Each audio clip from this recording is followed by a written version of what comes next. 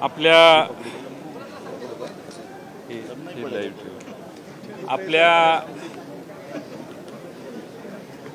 महाराष्ट्राचं बजेट आज मांडण्यात आलं। देशातल्या लोकसभेचा फटका एवढा मोठा आहे की एक म्हण आहे, चादर लगी फटने खैरात लगी बटने। चादर फट गई है और इसीलिए खैरात बांटने की कोशिश हो रही है। यांना खात्री झालेली आहे की काही झालं तरी आता आपला पराभव आहे आणि म्हणून हा शेवटचा प्रयत्न सरकारने करून बघितला आहे आणि हाही प्रयत्न फक्त 3 महिन्यासाठी आहे, कारण 2.5-3 महिन्यानंतर आचारसंहिता लागणार आणि म्हणून या अर्थसंकल्पात घोषणा करत असताना पुढचे 2-2.5 महिनेच आपण सरकारमध्ये आहोत, तेवढे पैसे वाटप करायचे आहेत, बाकीचे नंतरचे नंतर आल्यावर बघतील असा भाव याच्यात आहे। आणि म्हणून एक बेजबाबदारपणाने मांडलेलं बजेट, ज्या बजेटमध्ये महिला आणि बालकल्याण विभागाला जे बजेट आहे त्याच्यापेक्षा 46,000 कोटी रुपये हे बजेटरी प्रोव्हिजन केलेली आहे असा दावा आहे। मागच्या वर्षी मी मागच सांगितलं 1,30,000 कोटी रुपये यांच्या खिशात नसलेले महसुली तुटीच्या सह मांडलेले जे होते पुरवणी मागण्यात, त्यामुळे या राज्यात 1,30,000 कोटी जादा मांडले, त्याचं काय झालं माहीत नाही, तरी आज महसुली तूट फक्त 20,000 कोटी दाखवली आहे।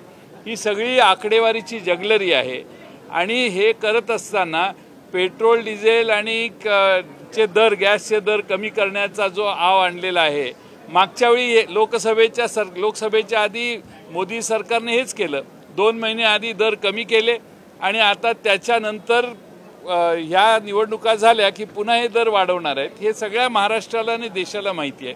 तीच पद्धत या सरकारची सध्या दिसते।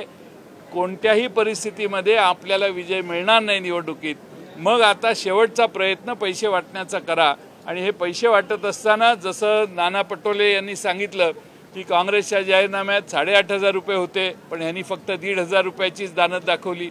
म्हणजे महाराष्ट्रातल्या महिलांना तुम्ही आधार देण्याचा प्रयत्न करताय तर तो आधार सक्षमपणाने द्यायला पाहिजे होता, पण काहीतरी दिलं याचं साधारणपणे वातावरण निर्माण करण्याच्या पलीकडे कोणतंही पाऊल पडत नाही।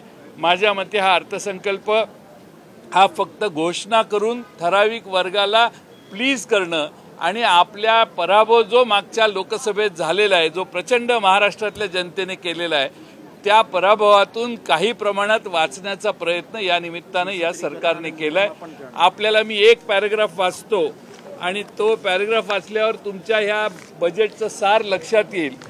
पॅरा नंबर 101 मध्ये त्यांनी पॅराग्राफमध्ये असं सांगितलेलं आहे, अनेक योजना जाहीर केल्या, त्या योजनांचा म्हणजे आमच्या सहकार कायद्यात शेवटी खाली असतं की वरीलपैकी जे काही नसेल ते करण्याचा अधिकार आम्हाला आहे, तसं हे पॅरा शेवटचा जवळपास आहे 101 नंबरचा।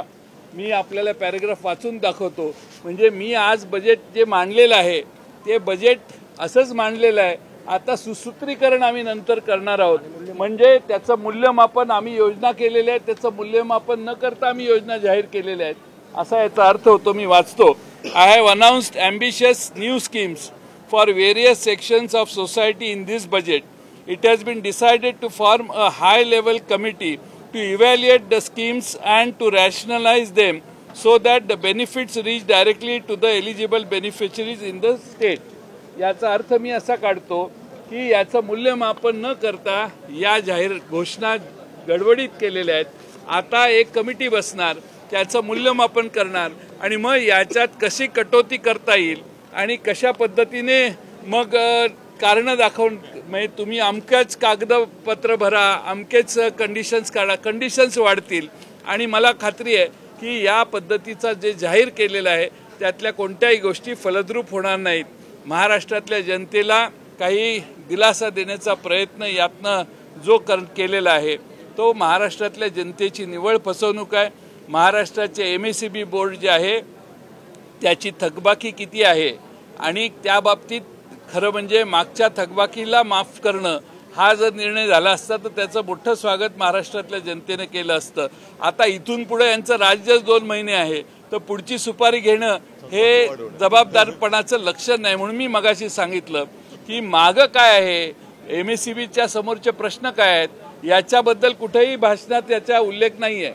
पण पुढे मी अमकं करणार आहे म्हणतात, यालाच मी म्हणतो की हे बेजबाबदारपणाचं लक्षण आहे.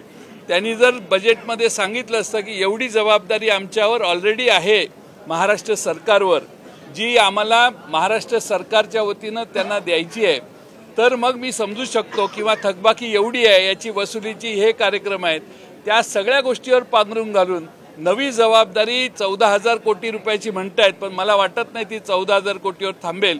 किमान 28 ते 30,000 कोटी रुपये हे या योजनेसाठी लागतील. म्हणून मी वारंवार सांगतोय, हे बजेट फक्त 2-2.5 महिने